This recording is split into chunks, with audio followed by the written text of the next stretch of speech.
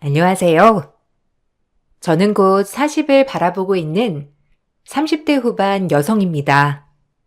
얼마 전 지인이 30대가 지나기 전에 꼭 하고 싶은 일이 있냐고 물어보는 말에 단 한 달만 푹 쉬고 싶다는 얘기를 했던 적이 있었어요.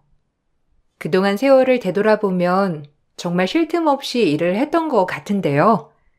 정말 많은 일들이 있었지만 아직까지도 제 마음에 상처로 남아있는 사건이 있답니다. 그 얘기를 오늘 한번 꺼내보려고요. 저는 보육원 출신이에요. 제가 2살이 됐을 때쯤 누군가 보육원에 절 버리고 갔다고 들었어요. 자라면서 한 번도 절 찾아온 사람은 없었고, 저는 그렇게 보육원에서 쭉 자랐습니다. 뭐든 하나에 꽂히면 끝까지 파고드는 성격이라 공부도 그렇게 했던 것 같아요. 대학도 장학금을 받고 진학을 했고, 대학에 가서도 전 다른 것보다 생계를 위해 아르바이트를 하면서 대학 학점까지 챙기느라 바빴어요. 그때쯤 다들 한다는 미팅이나 소개팅은 꿈도 못 꿨었죠. 정신없이 20대를 보냈고 졸업을 하고 나서는 취업을 하기 위해 노력했어요. 너무나 치열하게 살다가 20대 마지막쯤 만나게 된 게 바로 남자친구였죠. 제 인생에서 첫 남자친구였는데 남자친구는 처음 절 본 순간부터 반했다며 고백을 했고 연애를 시작했죠. 연애 초반에는 남자친구의 다정한 면이 너무 좋았어요. 소연아, 나 사실 너 처음 봤을 때부터 바로 이 사람이구나 싶었어. 첫눈에 반한다는 말 있지? 내가 이번에 처음 그걸 느꼈다니까? 사실 보육원에서 자랐다는 얘기 듣고는 조금 놀라긴 했는데, 소연이 널 봤을 때는 그런 생각이 전혀 들지 않았어. 난 부모님 밑에서 온갖 지원 받으면서 의대까지 나왔는데, 그런 거 없이 혼자서 꿋꿋하게 생활했다는 게 정말 대단하다고 생각해. 에이, 정우 씨도 대단하지. 학교 다닐 때 1등 놓친 적이 없다며. 나도 공부해봐서 아는데 매번 1등 하는 거 그거 정말 쉬운 일이 아니더라. 공부할 때 나도 진짜 열심히 했거든? 근데 늘 1등 하는 애들을 따라잡기는 어렵더라고. 나도 나름 노력 많이 했는데도 말이야. 그래서 정우 씨 보면 정말 대단하다고 생각해. 근데 정우 씨는 내가 보육원에서 컸다고 하니까 좀 걱정되지는 않았어? 걱정? 아, 없었다고 하면 거짓말이겠지만, 그렇다고 크게 걸리는 건 아니라고 생각했어. 오히려 난 소연이 네가 궁금했거든. 솔직히 어떤 지원도 안 받고 지금 이 자리까지 온 거잖아. 그것만 봐도 진짜 대단하다고 생각했거든. 그래서 내가 더 널 소개해달라고 졸랐던 거야. 만나보니까 성격도 너무 좋고 잘 맞으니 이 사람이 지금까지 기다린 그 사람인가 보다 생각이 들었지 뭐. 남자친구는 저보다 10살이 더 많았어요. 그동안 여러 여자들을 만났지만 자신을 이해하고 받아주는 사람을 만나지 못했다고 했죠. 직업이 의사이니 시간이 없었겠다는 생각도 많이 들었어요. 연애 초반에는 남자친구는 정말 다정하고 절 꼼꼼하게 잘 챙겨줬어요. 시간이 날 때마다 절 챙겨주려고 노력했죠. 그런데 이게 과할 때가 종종 있더라고요. 남자친구와 주로 다퉜던 게 바로 제 일과를 과도하게 컨트롤하려고 해서였어요. 정우 씨, 나 이번 달 말에 출장 갔다 와야 한다고 했잖아. 우리 여행은 다음에 가자니까. 정우 씨 휴가 조절할 수 있다고 괜찮은 날 말해달라고 해서 말한 건데 왜 갑자기 그날 아니면 안 된다고 그래?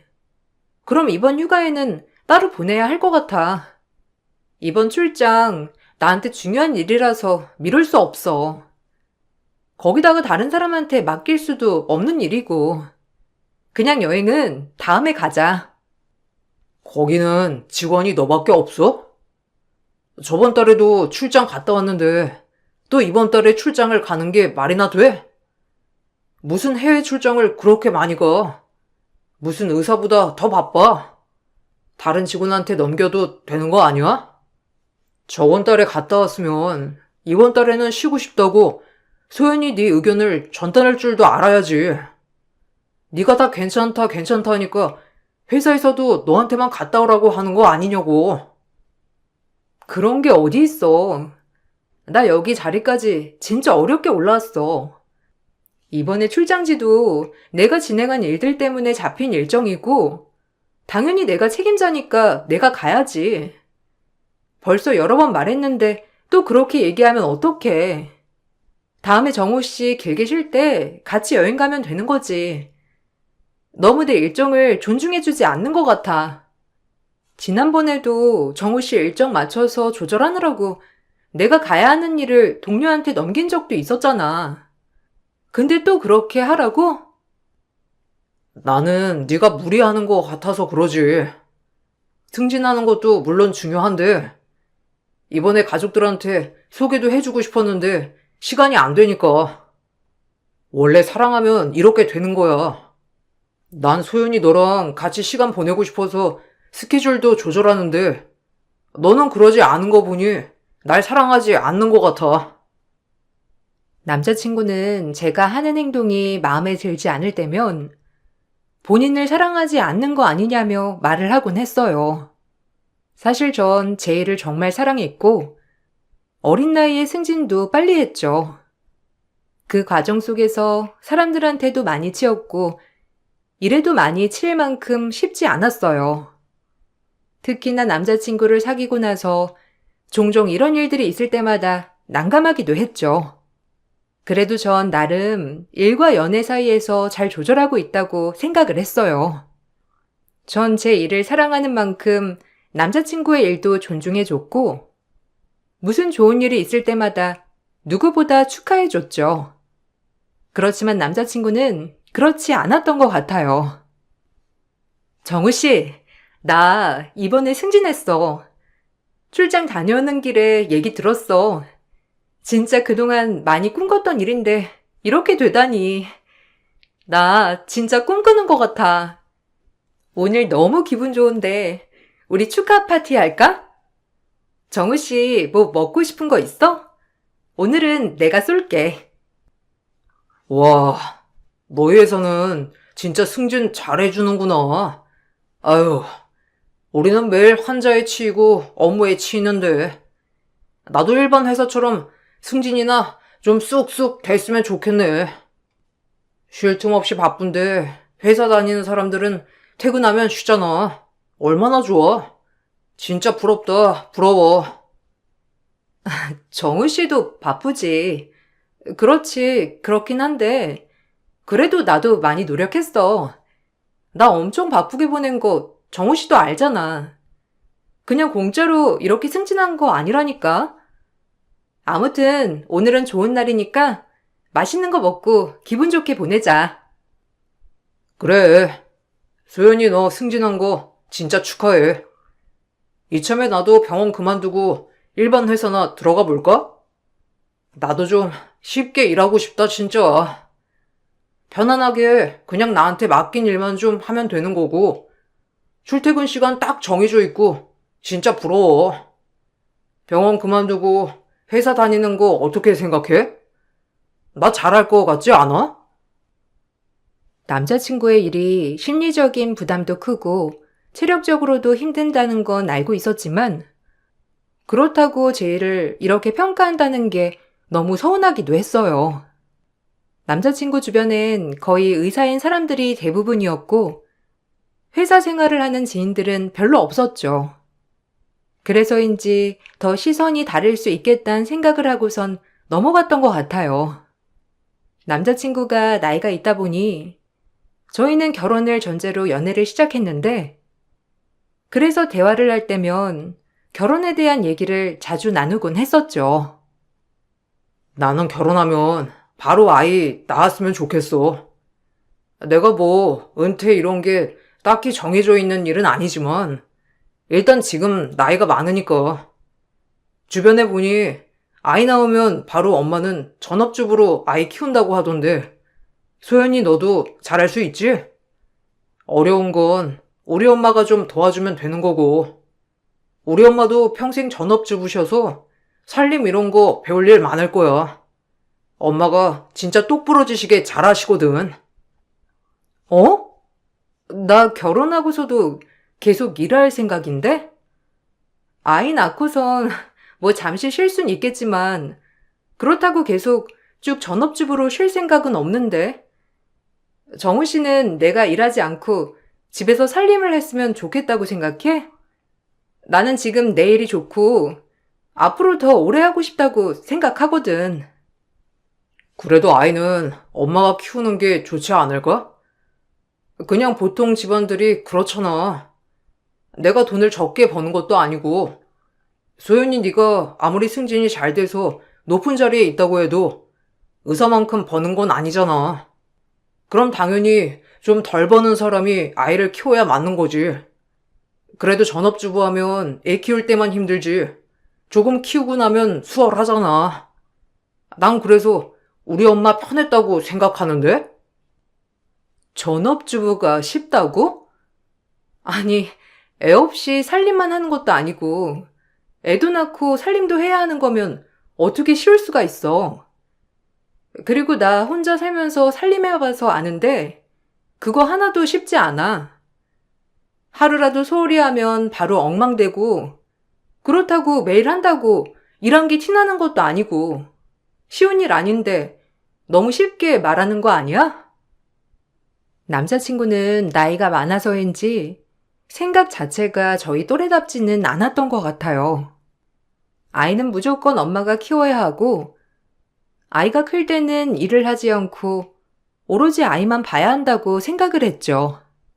남자친구와 얘기를 나눌수록 결혼에 대한 생각을 할 때면 답답한 마음이 들곤 했어요. 저는 일을 꾸준히 하고 싶어 했지만 남자친구는 당연히 제가 일을 그만둬야 한다고 생각을 하니 여기에서부터 맞지 않는다고 느껴졌어요. 그래서 전 결혼을 미루는 게 좋지 않겠냐는 말도 꺼냈죠. 정우 씨, 나는 내 일을 정말 사랑해. 이 일을 위해서 내 청춘을 바친 거나 마찬가지인데 결혼을 하고 아이를 낳았다고 해서 이걸 놓고 싶은 생각은 없어. 정우 씨가 정말 내가 아이를 낳고선 오로지 집안에만 집중하길 바란다면 지금 당장 결혼하는 건 무리라고 생각해. 지금은 더 일에 집중해야 하는 시기인데 지금 결혼하면 우리가 계속 다투지 않을까? 아, 난 그냥 그렇게 생각한다는 거지. 진짜 그러자고 한 건 아니었어. 소연이 네가 지금 하고 있는 거 좋아한다는 거 나도 잘 알고 있지. 우리가 완전 다른 분야도 아니고 그냥 내 바람을 얘기한 것뿐이지 진짜 그러자고 한 건 아닌데 오해한 것 같아. 그래도 결혼 미루자고 하는 건 좀 그렇지 않아? 우리 내년 초에는 결혼하기로 결심했잖아. 맞아. 처음에는 나도 정우 씨랑 결혼하면 행복하고 잘 살 수 있을 거라 생각을 했는데 얘기를 나눠볼수록 지금 당장 결혼이 필요한 걸까 싶기도 하더라고. 정우 씨랑 나랑 지금 아이 낳는 것부터 육아까지 여기서부터 서로 맞지 않잖아. 나는 지금 중요한 시기고. 아휴, 알았어. 그럼 아이 당장 낳지 말자. 조금 늦추면 되지 뭐. 아니면 아이 낳고 내가 휴직할게. 도우미를 고용하든지 하면 되잖아. 일 쉬라고 말 안 할 테니까 결혼 미루자는 건 좀 너무했어. 결혼을 미루자는 얘기가 나오자 남자친구는 바로 말을 바꾸더라고요. 전 그때 그냥 그런 얘기를 하는가 보다 생각을 했어요. 그 후로 아이를 낳는 것에 대해서는 직접적으로 얘기를 한 건 아니었지만 은근슬쩍 지나가는 애만 보면 자꾸만 아이 얘기를 꺼내곤 했어요. 왜 이렇게 아이에게 집착을 하는가 싶었는데 남자친구 얘기를 듣고 놀랄 수밖에 없었죠. 그거 내 동기 있지? 저번에 결혼했다고 했던 거기 와이프가 이번에 출산해가지고 일을 그만뒀거든. 10년 넘게 하던 일, 그냥 애 낳고 나니까 바로 그만뒀다고 하더라고. 그 어린애 남의 손에 맡길 수 없다고 했더나 뭐라나. 아무튼 병원에 이런 얘기들이 퍼지니까 그 동기 이미지가 완전 확 달라졌잖아. 가정적이라면서 와이프 생각해서 일도 그만두게 했다니 뭐라니 하면서 교수님들도 좀 더 좋게 보는 것 같고. 뭐? 고작 와이프 아이보라고 집에 앉힌 걸 가정적이라고 소문이 났다고? 그게 무슨 소리야? 교수님들이 더 좋게 본다는 건 무슨 말이고, 뭐 결혼하고 아이 낳고 가장 되니까 더 좋게 본다 이런 뜻이야? 아니 꼭 그렇다는 게 아니라 아무래도 시선이 좀 그렇잖아. 남자들은 가장으로서 책임을 다하는 거 보이면 그만큼 일을 잘할 것 같다 이렇게 생각하니까 교수님들은 그 동기가 가장이 되고 나서 좀 더 잘 되길 바랐는지 이번에 직책 하나 준다고 했더라고. 나야 혼자니까 내 홀몸만 챙기면 되니 아무래도 관심이 잘 안 가시긴 하겠지. 그게 무슨 소리야? 그 동기라는 사람 원래 일도 빠릿빠릿 잘하고 실력도 있다며. 그래서 그런 거 아니야? 결혼해서 그렇다고 하기에는 너무 이상하잖아. 뭔가 다른 게 있으니까 직책도 주고 하는 거겠지. 아니야. 걔랑 나랑 대학도 같이 나왔는데 공부 실력은 비슷비슷했다고. 다른 거라면 걔는 결혼했고 아이도 있지만 나는 그렇지 않다는 거? 뭐 조금 더 다른 게 있다면 거기 와이프 집안이 빵빵한 집안이라는 거 정도? 남자친구는 마치 본인의 상황이 풀리지 않는 게 단순히 환경 때문이라고 생각을 했는데 처음에는 저도 그런가 보다 생각을 했었죠. 우연히 남자친구와 데이트를 하다 예비시모를 마주친 적이 있었어요. 그때 당시는 그냥 지나치면서 인사를 했었는데 나중에 남자친구가 저에 대해서 물어보는 걸 듣고서는 놀랄 수밖에 없었어요. 저번에 우리 엄마 지나가면서 만났잖아. 엄마가 소연이 너에 대해서 엄청 물어보시더라고. 이번에 처음 본 거지? 아, 그때 정식으로 인사 갔더라면 좋았을걸. 엄마가 좀 놀라셨어.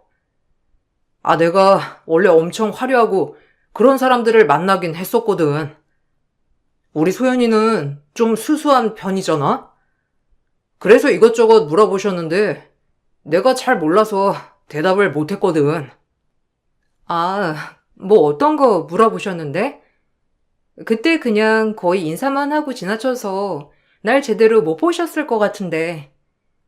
안 그래도 이번에 상견례 전에 가볍게 다시 인사드리러 가야 하지 않을까 생각은 했었는데. 어머님께서 어떤 거 물어보셨어? 아, 그때 입은 옷 브랜드가 뭐냐고 물어보시던데? 엄마가 이쪽으로 관심이 많으시거든. 어디 사냐고도 물어보고, 뭐 이것저것 물어보시긴 했는데, 자세하게 답변은 못 드렸어. 나중에 같이 인사드리면서 하는 게 좋지 않을까 싶어가지고. 옷 브랜드? 혹시 어머님께 나 보육원 출신이라고 말씀드렸어? 그러고 보니까 정우 씨 결혼 얘기하기 전에 일단 내 배경에 대해서 어느 정도 미리 언지를 해두는 게 좋지 않아? 내가 가서 바로 말씀드리기보다는 어느 정도 생각을 해두시는 게 좋을 것 같아. 굳이 왜?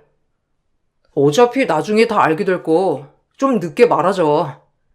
우리 부모님은 그런 편견은 없으신데 아무래도 나이대가 옛날 어른들이잖아. 그러니 놀라실 수도 있으니까 그냥 맞닥뜨려서 얘기하는 게 나을 것 같은데. 아직 부모님한테는 말씀을 못 드렸어. 그냥 상견례 가까워지면 얘기할게.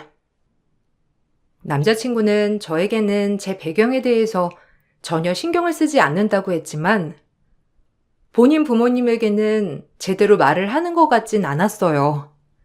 물론 말을 꺼내기 쉬운 건 아니겠다 생각을 했었는데 끝까지 미루겠다는 답변을 들으니 어떻게 말을 꺼내야 할지 당황스러웠죠.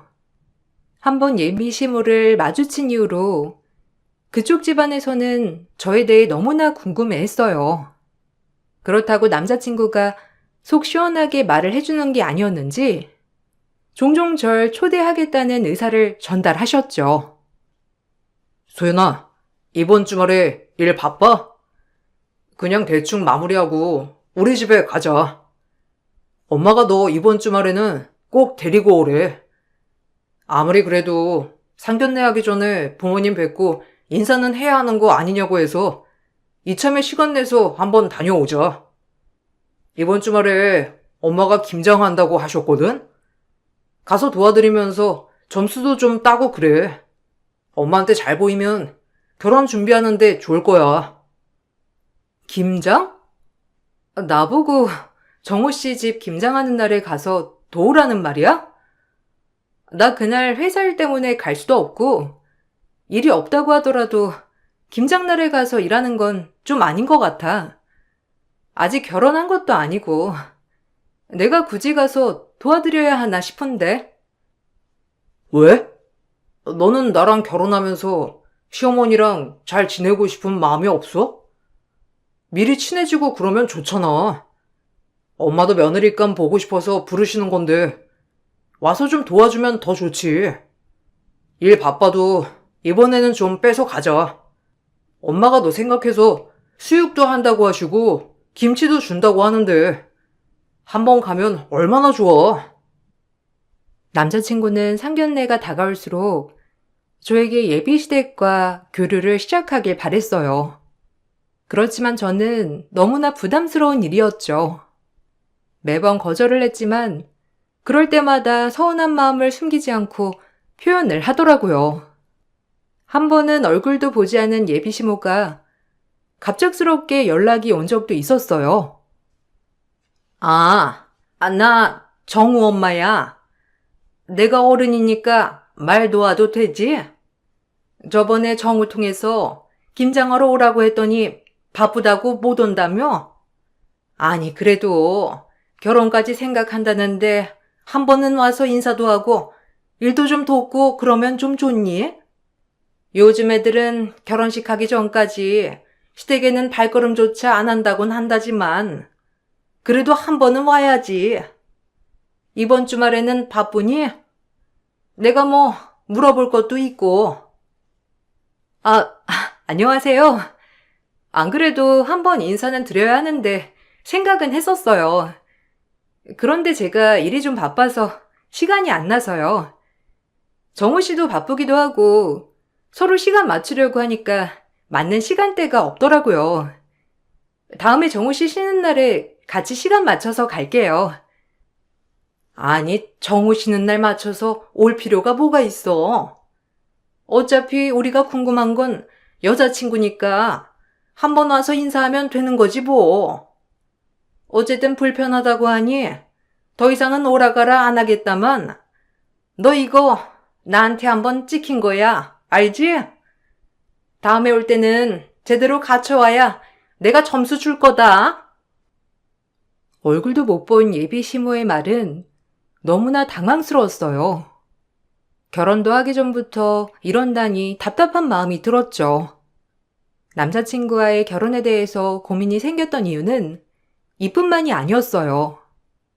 남자친구 지인들과 가끔씩 함께 만날 때가 있었는데 그때 남자친구 태도가 전 너무 마음에 들지 않았죠. 아유, 소연 씨는 어떻게 정우랑 결혼까지 생각했어요? 솔직히 정우 이 자식 우상은 아니면 그다지 메리트 있는 건 아닌데 정우 집에는 인사 한번 간 적 있어요? 어머님이 보통이 아니시거든요. 소연 씨는 진짜 대단한 것 같아요. 일도 엄청 열정적으로 잘하고 그만큼 능력도 있고 우리야 뭐 의사니까 우리 일만 잘하면 된다지만 들어보니 소연 씨 이것저것 할 수 있는 일 많다면서요? 아니에요. 뭐 다들 회사 다니면 하는 일들이죠 뭐. 의사도 쉬운 일이 아니잖아요. 생명을 다룬다는 게 얼마나 부담도 크고 심리적인 압박도 크겠어요. 힘들죠. 정호 씨 집에는 아직 인사는 한 번 안 가봤는데 다들 똑같이 말하시네요. 어머님이 정말 대단하신 분이신가 봐요. 아유, 말도 마세요. 처음 우리 병원 왔을 때부터 유명했죠, 뭐. 같은 의사 동료들한테도 정우한테 접근할까봐 전전긍긍 하셨는데, 뭐 그래도 소연 씨 능력 있으니까 그거 인정해서 받아주신 건가? 저희는 정우 결혼 진짜 못할 줄 알았거든요. 근데 이렇게 결혼한다고 하니 얼마나 놀랐겠어요. 야, 다 그게 맞는 게 있으니까 그런 거지. 여자친구가 부모님 없이 자라가지고 좀 외로움을 많이 타. 내가 그거 다 충족시켜주니까 결혼하는 거지. 그리고 우리 엄마가 뭐 얼마나 심하다고 그러냐? 원래 자식 키우면 그런 마음이 있는 거야. 니들은 결혼할 때 안 그랬어? 다들 그랬으면서. 그리고 소연이는 땡 잡았지 뭐. 회사원이 의사 만날 수가 있었겠냐? 지인들 앞에서는 저를 계속해서 까내리는 것 같아 기분이 나쁘더라고요. 나중에 불편했다는 것을 얘기하니 자신은 그런 생각이 없었다며 오해라고 말을 했죠. 그래도 남자의 자존심 때문에 그럴 수 있다고 생각하며 참았어요. 제 고민이 절정에 이르게 된 순간은 바로 상견례를 앞둔 며칠 전이었어요. 급하게 저를 만나자며 불렀던 남자친구는 부랴부랴 절 데리고 백화점으로 향했죠. 갑자기 백화점에는 왜 가? 뭐 필요한 거 있어서 그래? 아, 어머님 아버님들을 선물 때문에 그렇구나. 안 그래도 내가 주변에 물어보니까 첫 만남 때는 너무 과하게 챙기면 더 부담스럽다고 하더라고. 그래서 약간 다가랑 꽃 이런 거 준비하려고 하는데 좀 부족할까? 다른 선물을 준비해서 가는 게 나을 것 같아? 그래서 지금 백화점에 가는 거야? 아니, 그게 아니라, 사실은 우리 집에 너 보육원 출신이라는 거 말 못했어. 미안해. 우리 집이 워낙 좀 가부장적이어서 편견이 좀 있어. 나는 절대 안 그러는데 엄마랑 아빠는 그런 게 좀 있어서 이왕이면 잘 챙겨 입는 게 좋지 않을까 싶어가지고. 그래도 우리 부모님한테 잘 보이려고 사는 거니까 이 정도는 부담 없지? 하나 사두면 오래 입을 수 있잖아. 지금 나보고 명품 옷이라도 사라는 거야? 아니, 그럴 필요 없어. 상견례 때 입고 갈 옷 나 다 사뒀는데? 그냥 편하게 입을 옷 아니고 상견례 때 비슷하게 입는 사람들 많아서 그거 보고 옷도 깔끔한 걸로 샀어. 근데 굳이 백화점에 가서 또 사야 돼? 내가 말했잖아. 엄마가 그런 거에 엄청 예민하시다고. 엄마는 내가 부잣집에 좀 괜찮은 집안 딸이랑 결혼하길 원하셨어. 지금까지 그걸 원하셨는데 잘 안 됐고. 근데 솔직히 소연이 너 입는 옷 비싼 거 없잖아. 저번에도 엄마가 단박에 알고서 물어본 거 같은데 일단 이번만 잘 챙겨서 입고 가자. 첫인상은 좋아야 하니까. 그리고 부모님 안 계시다는 얘기는 안 했는데 그냥 대역이라도 좀 쓰는 건 어때? 그냥 해외에 부모님 계시다고 하면 되잖아. 뭐? 내 배경을 속이라는 거야? 아니, 내가 왜 그래야 하는지 모르겠어. 옷이야 그냥 잘 보이기 위해서 그런다고 하더라도 없는 부모님을 있다고 속이는 건 거짓말을 하라는 거잖아. 내가 도대체 왜 그렇게까지 해야 하는데? 그냥 부모님일 뿐이잖아. 소연이 너 능력 있고 짱짱하다는 거 나중에 다 아실 텐데 그거 알고 나서 사실은 보육원 출신이다 하면 그냥 거짓말한 것도 용서해 주실 텐데 뭐가 걱정이야. 일단은 부모님이 기분 좋게 상견례 하도록 해야지. 남자친구의 어이없는 요구에 저는 절대로 상견례를 못한다고 못 박았어요. 남자친구는 끝까지 고민을 해보라며 말을 했죠. 대망의 상견례 날, 저는 굳은 결심을 하고 홀로 참석을 하게 되었어요. 상견례 자리에 들어가니 예비 시부모와 남자친구가 자리에 있었어요. 저 혼자 들어오는 모습을 보고서는 남자친구는 한숨을 잔뜩 쉬었고 예비 시부모님은 의아한 얼굴로 물었어요. 아니, 부모님은 같이 안 오셨니? 뭐 좀 늦으시는 거니? 아니면 오늘 참석을 못 하시는 거야? 우리도 어렵게 시간 내서 온 건데 아무리 그래도 시간이 늦으면 미리 얘기를 해줘야 예의 아니니? 그래도 그간 오라고 초대를 했는데 한 번도 안 오길래 얼마나 대단한 집안인가 해서 봤더니만 약속 시간에도 늦고 말이야. 뭐 부모님은 언제 오신다니? 부모님 안 계십니다. 저 보육원 출신이고 부모님이 어떤 분이신지 모르고 자랐어요. 정우 씨한테 부모님께 말씀드리라고 여러 번 얘기를 했는데 아직 말을 하지 못한 것 같네요. 부모님이 안 계시기에 저 혼자 참석했습니다. 뭐? 보육원?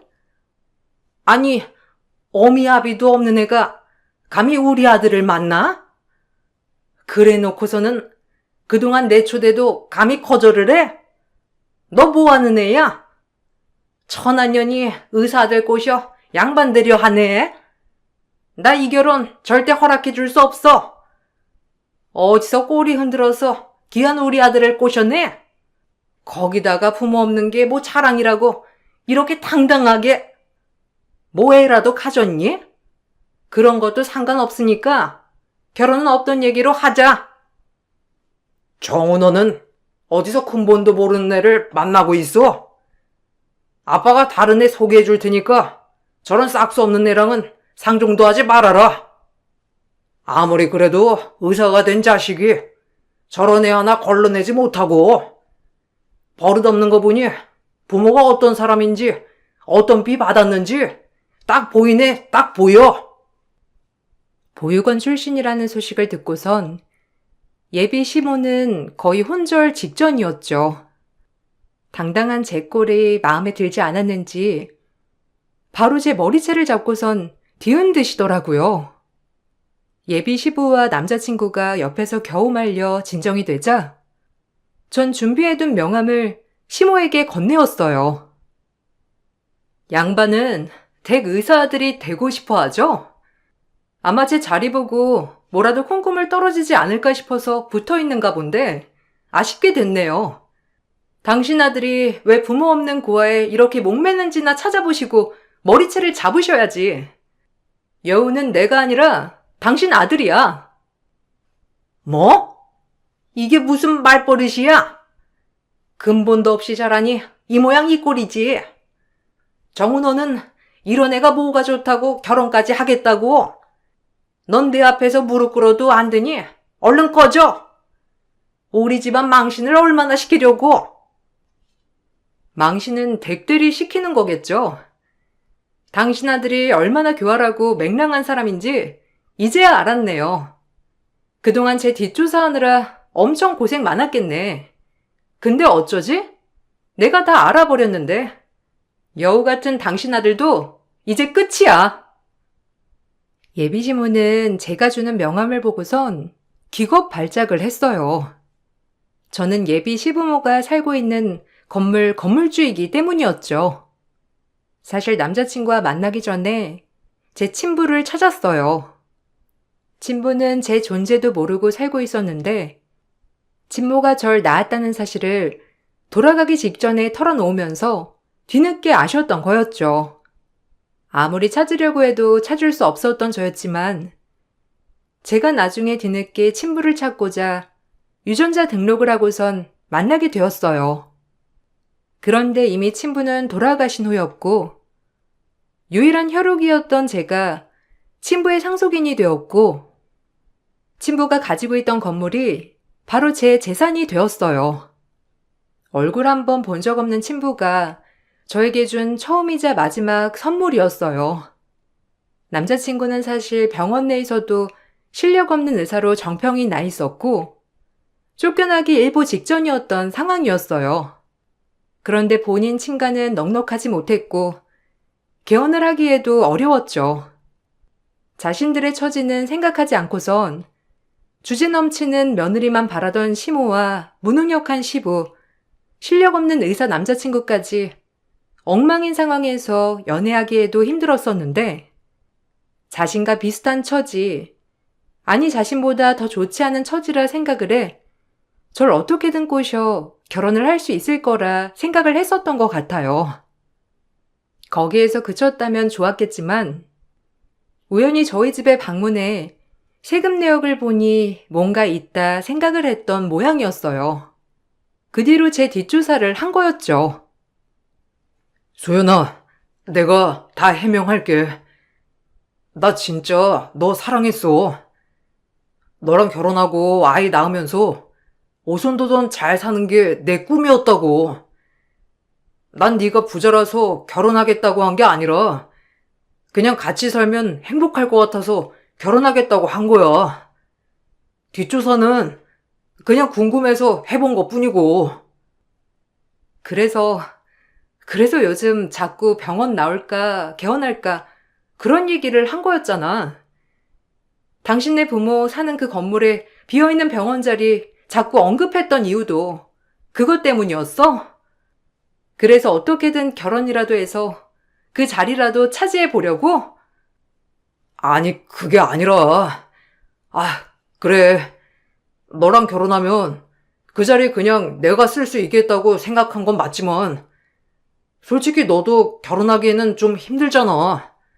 부모도 없이 고아로 자라서 누가 좋아하겠어. 엄마가 좀 너무한 건 있지만 어느 집안 다 똑같아. 부모 없이 자란 사람 곱게 받아주는 집안은 없다고. 그래. 그래서 헤어지는 거야. 난 날 곱게 받아주는 집안에 시집 가고 싶거든. 나 당신 꼬셔서 양반될 생각 추호도 한 적 없어. 알다시피 당신보다 내가 더 능력이 좋거든. 난 그래도 얼굴도 모르는 부모가 재산이라도 남겨줬는데 당신은? 당신은 원망하려면 내가 아니라 당신 부모를 원망해. 전 그렇게 남자친구와 헤어지게 되었어요. 그 뒤로도 예비 시모는 계속해서 미안하다며 연락이 왔지만 더 이상 연락을 받진 않았죠. 나중에 남자친구를 소개해준 지인에게 들어보니 그 집안이 거의 남자친구 출세를 위해 올인을 했다더라고요. 의대를 보내기 위해 재산을 탈탈 털어서 공부시키고 그런 만큼 집착이 더 심해진 것 같다고 들었죠. 잘난 의사 아들을 뒀으니 당연히 잘난 며느리를 맞이할 수 있을 거라 생각을 했지만 40대가 되어서도 그 집안에 시집을 오는 여자는 없었다고 하더라고요. 아마 예비 시모의 모습을 보면서 이건 아니다 싶었을 거예요. 거기다가 남자친구 능력도 형편이 없었으니 더 그랬겠죠. 전 그래도 남자친구를 진심으로 사랑했기 때문에 결혼을 하겠다 생각했지만 결국에는 온전히 저를 사랑한 게 아니라는 걸 알게 되었고 그렇게 전 마음을 접었어요. 처음에는 분하기도 하고 억울하기도 했지만 차라리 잘 됐다는 생각이 들더라고요. 지금은 다시 일상을 되찾았고 전세 만기가 된 전 예비 시부모는 바로 집을 빼 나갔죠. 아픔을 잊기 위해 일에 열중한 결과는 승진이었어요. 10년 넘게 일을 하다 보니 휴식 시간이 좀 필요한 것 같아 몇 주 쉴 계획이랍니다. 쉬는 시간 동안 좀 더 나를 돌보려고요. 가족이라는 게 뭔지 많은 생각이 드네요. 여러분들에게는 가족이 어떤 건가요? 한 번도 느껴보지 못했던 가족이라는 걸 저도 언젠가는 느낄 수 있겠죠?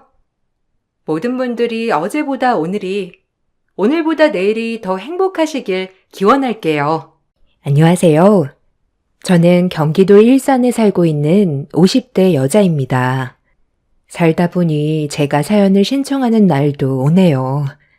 너무 오래된 일이라 자세하게 모든 걸 기억할 순 없지만 그래도 제가 겪었던 일들을 여러분들께 최대한 전달해 드릴 수 있게 30년 전의 기억을 다시 떠올려 보도록 하겠습니다. 그때 당시 전 남편과 연애를 하다가 결혼도 하기 전에 애가 덜컥 생겼어요. 너무 갑작스럽게 찾아와서 많이 놀랐었고 두려웠는데 그런 저를 안심시켜줬던 전 남편은 저를 데리고 무작정 자기 부모님 댁으로 찾아갔어요. 준비가 되어 있지 않은 상태였지만 뱃속의 아이를 책임지기 위해서는 당연한 결정이었고 처음으로 인사를 드리러 갔을 때 임신했다는 사실을 알게 된 시부모님은 경악을 했었습니다. 하지만 눈앞의 현실을 반대할 수 없는 상황에서 남편도 저와의 결혼을 바라왔었기 때문에 시부모님은 결혼을 허락해 주셨어요. 그렇게 저는 젊은 나이에 남편과 함께 결혼 생활을 유지하며 살아왔었습니다. 시모는 결혼을 허락했지만 그동안 생각해오던 며느리가 아니라서 그런지 저를 마음에 들어하지 않았어요. 시모의 행동에서 많은 걸 느낄 수 있었지만 제가 며느리로서 노력하는 모습을 보인다면 시모도 저를 인정하고 한 가족으로 받아주실 줄 알았지만 전혀 그렇지 않았습니다. 시모는 오히려 임신한 저를 멸시했어요. 제가 이런 부분에서 힘들어하고 있자 남편이 중간에서 최대한 좋게 풀어보려 노력했지만 시모의 마음은 열리지 않았습니다. 오히려 제 편을 들어준다는 것 때문에 상황만 악화시켰어요. 임신해서 배는 불러오고 있는데 시모의 행동은 점점 더 거침없었고 결국 견디기 힘들었던 저는 처음으로 불만을 털어놓았습니다.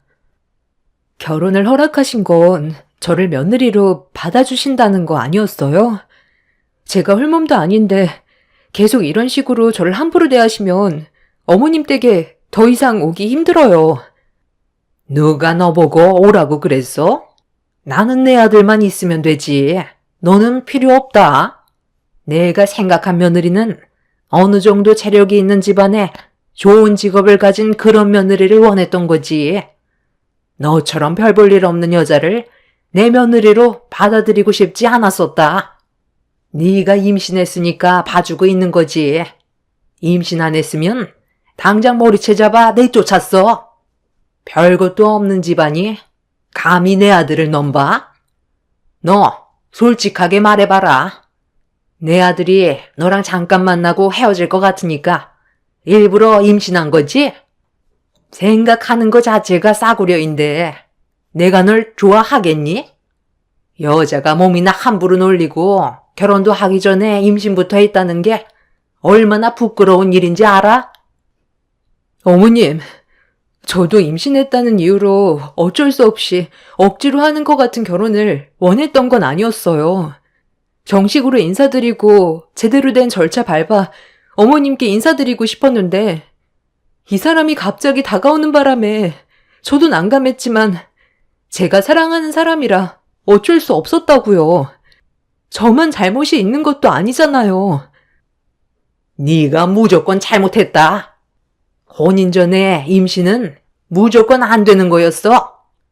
너 때문에 내 아들 인생의 앞날이 무너졌는데 내 속이 얼마나 타들어가는지 아니?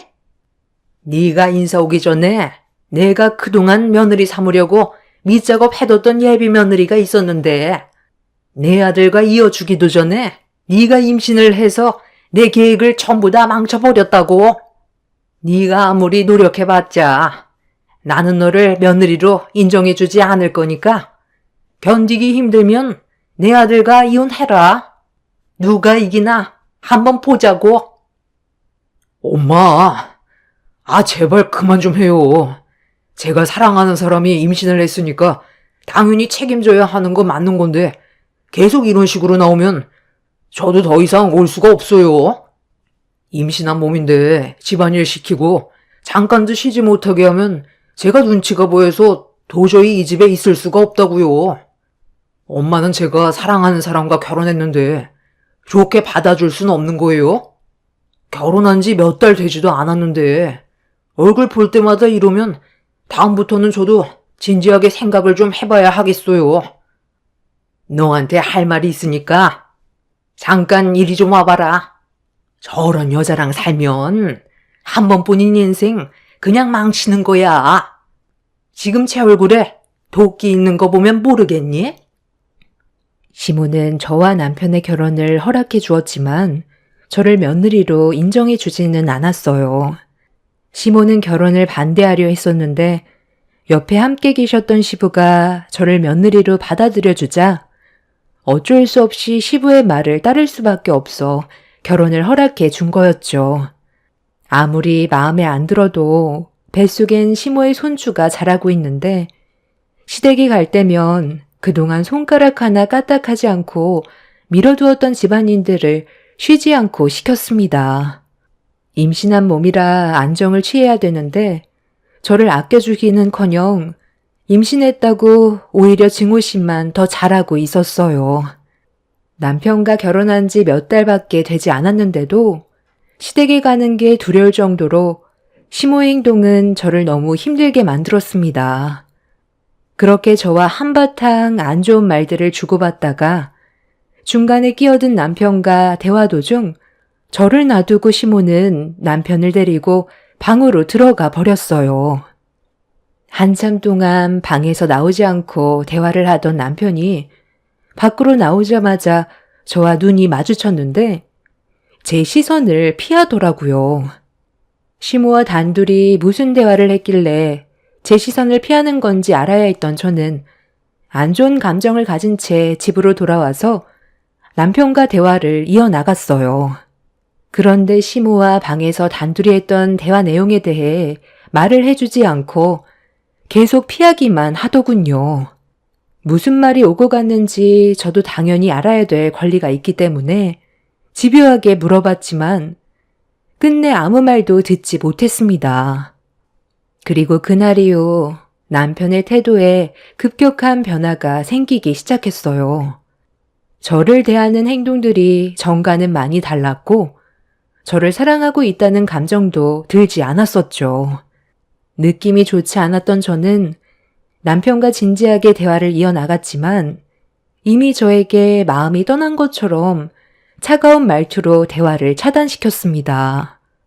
그때는 제가 너무 순수했고 남편이 저 몰래 다른 여자를 만나고 있을 거라곤 상상조차 하지 못했어요. 그리고 그때 당시에는 간통죄가 성립이 되었기 때문에 함부로 바람 피울 수 있는 상황도 아니었죠. 그래서 남편이 다른 여자와 만나고 있을 거라곤 전혀 상상조차 하지 못하고 시모의 영향을 받아 저를 차갑게 대하는 줄로만 알았습니다. 시모도 저를 며느리로 받아주지 않는데 남편까지 힘들게 하니 사는 게 너무 힘들더라고요.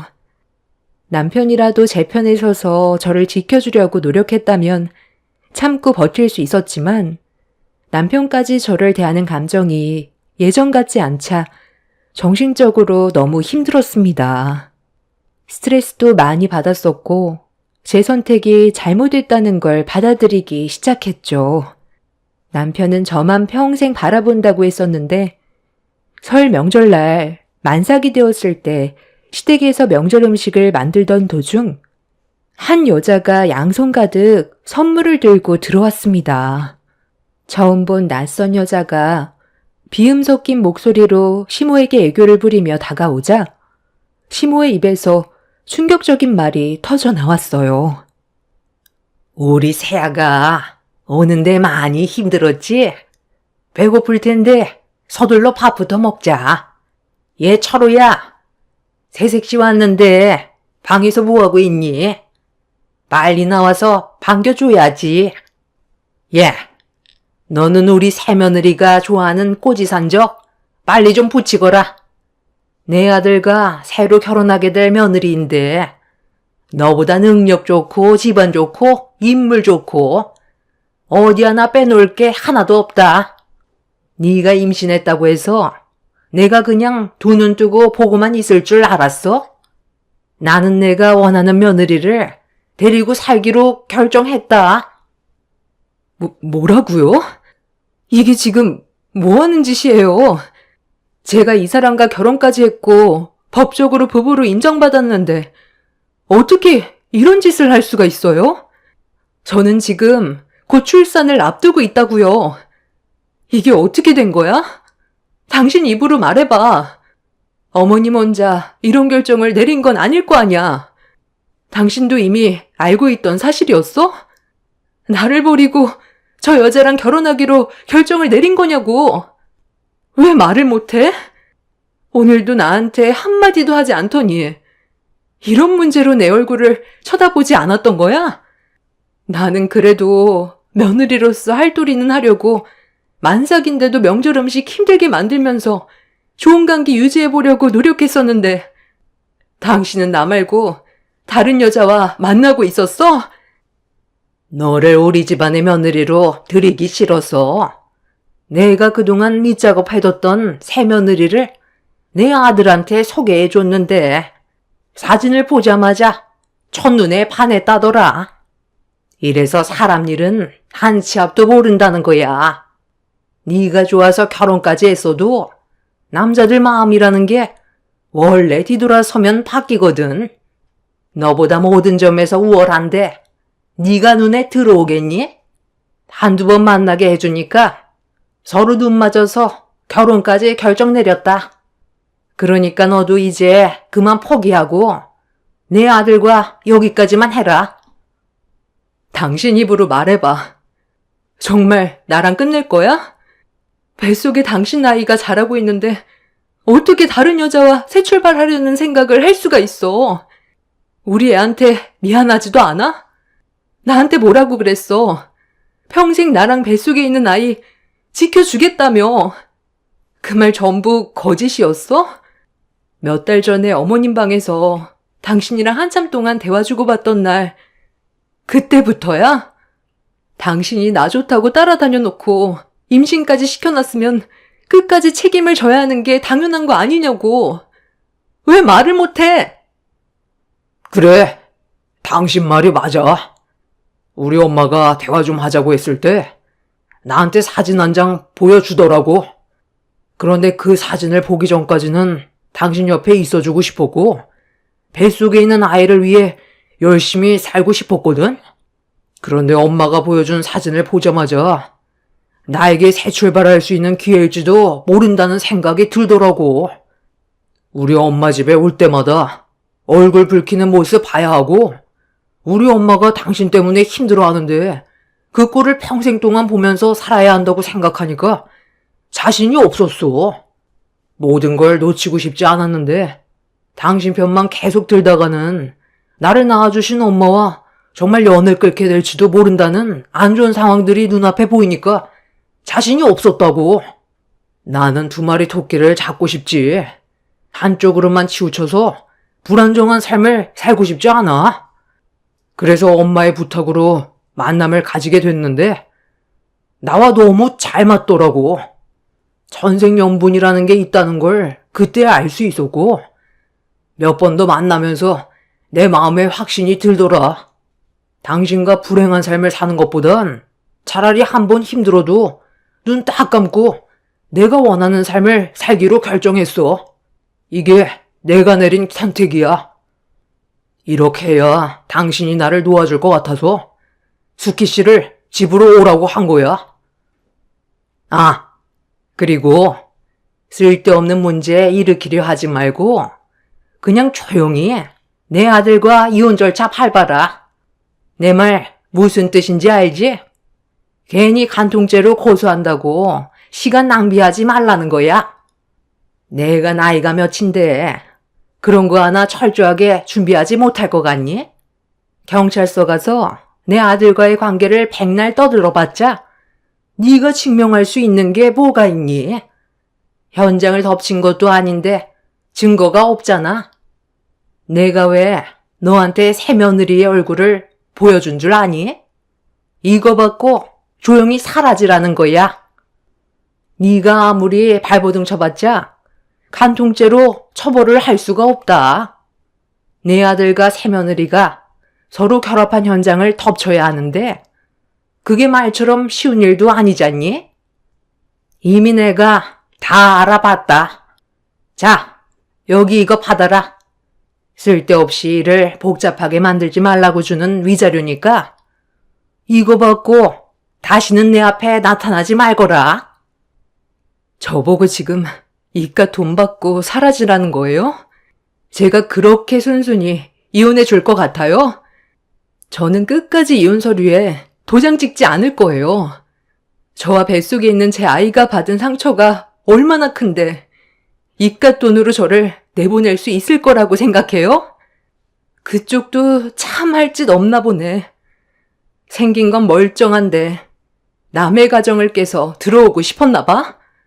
널린 게 남자인데 이런 쓰레기 같은 집안과 살림을 차리려 한다는 게 이해할 수가 없네.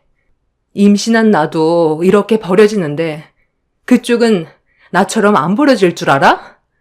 결국 그쪽도 똑같이 당하게 될 거라고. 내 눈에 흙이 들어와도 절대 이혼 안 해줄 거고 평생 당신들 괴롭히면서 살 거야. 순간적으로 급격하게 올라온 스트레스 때문이었는지 예정일이 일주일 정도 남아 있었는데 갑자기 진통이 오기 시작했어요. 그리고 동시에 양수까지 터지는 돌발 상황이 오게 되었죠. 진통 때문에 고통스러워 뒹굴고 있는데 그런 저를 바라보던 시모는 쓸데없이 연기하지 말라면서 양수가 터진 제 팔을 끌고 주방으로 데려갔어요. 이혼을 안 해줄 생각이면 주방에서 일이나 하라며 상간녀가 좋아하는 꼬지 산적이나 만들라고 배를 움켜쥐고 있는 저를 주방으로 밀어 넣었습니다. 갑작스럽게 찾아온 진통 때문에 움직이지 못하고 있자 시모는 그런 저를 보면서 휴하지 말라며 온몸이 경질될 만큼 차가운 얼음물을 저에게 사정없이 쏟아 부었습니다.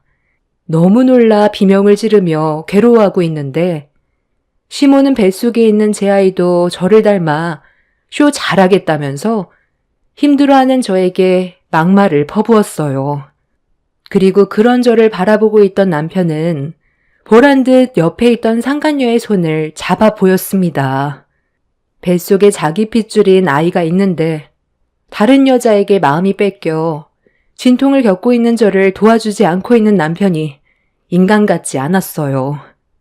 시모는 저에게 계속해서 얼음물을 머리 위로 쏟아 부었고 정신이 혼미해질 정도로 힘들어지자 저도 모르게 살려달라는 말이 입 밖으로 나왔어요. 시모는 제가 애원을 하자 남편한테 준비되어 있는 서류를 가지고 오라고 시켰습니다. 시모는 남편이 건넨 서류를 받아 쓰러져 있는 제 앞에 던졌습니다. 정신이 희미해져 가는 상태에서 눈앞에 보이는 서류를 힘겹게 바라봤는데 그건 남편과 제가 법적으로 더 이상 부부관계를 원치 않는다는 이혼 서류였습니다.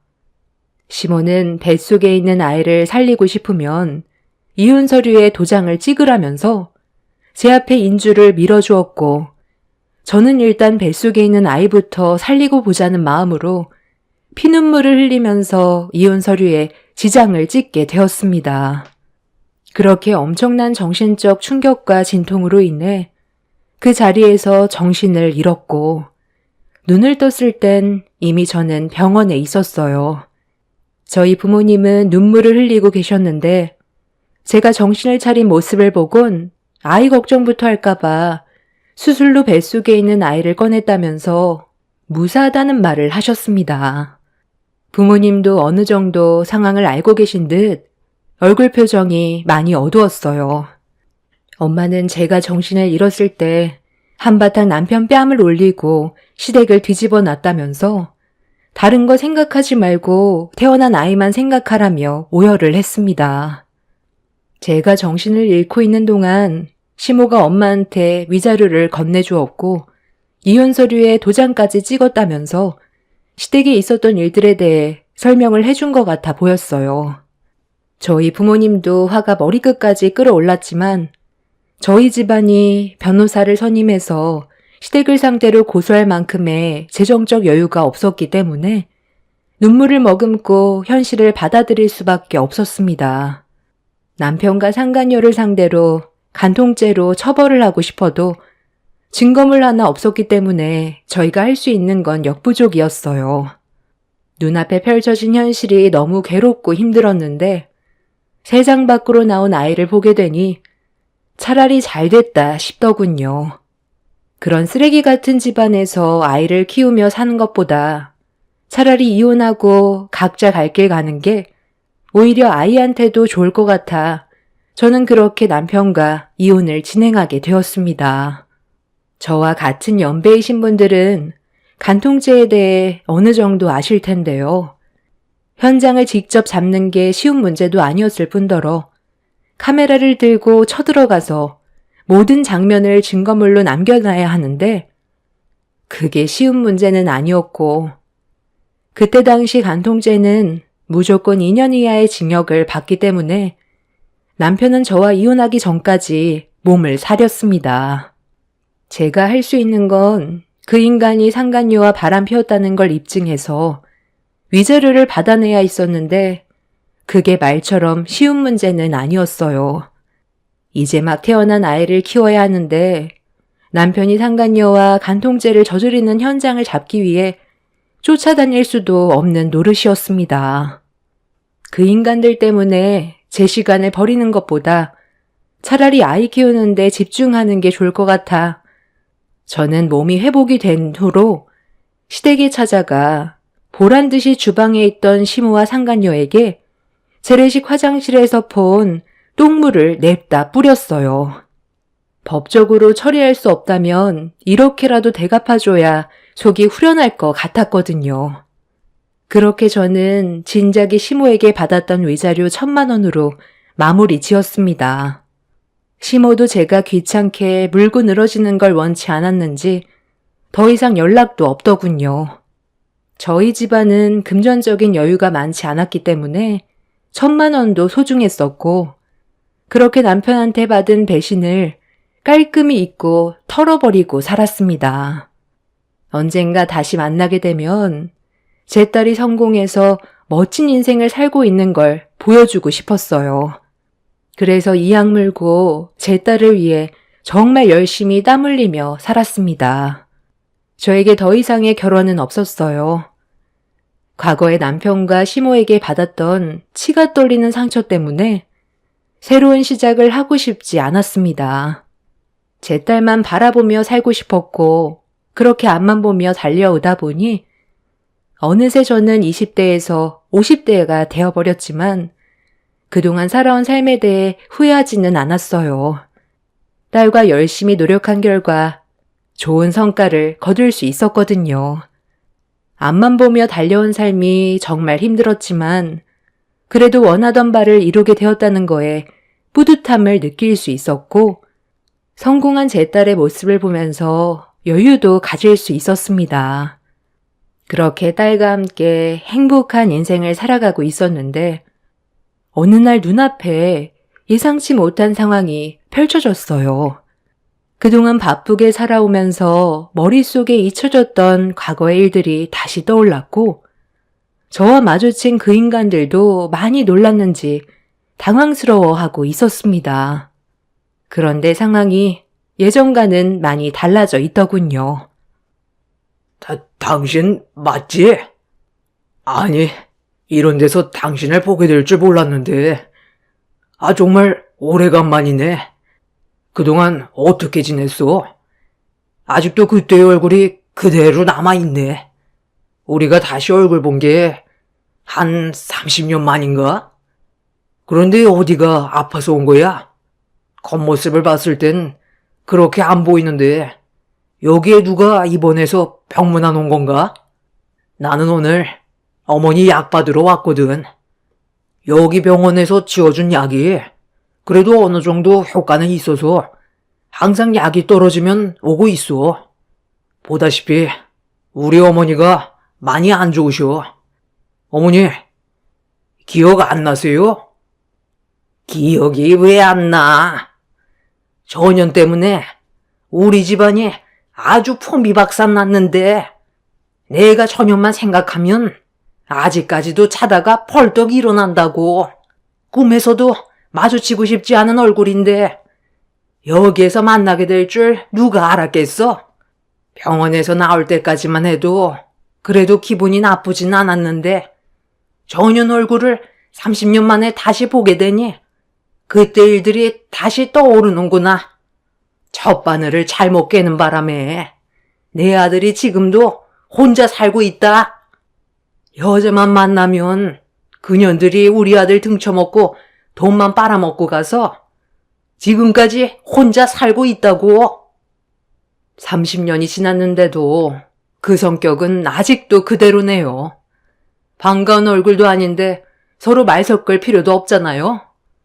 몸도 성치 않아 보이는데 그 성격은 절대로 고쳐지지가 않나 봐요. 어쩌다 이 지경까지 됐어요. 사람이 심보를 고약하게 먹으면 그 업보가 나중에 전부 자신에게 다시 돌아온다더만 결국 벌 받았나 보네요. 뭐라고? 너 지금 말 다 했니? 내가 이 꼴을 하고 있으니까 우습게 보이나 본데? 아직까지 너와 나 머리채 잡을 힘은 남아 있다고. 아들, 나 좀 일으켜 세워봐라. 제발 성격 좀 죽이세요.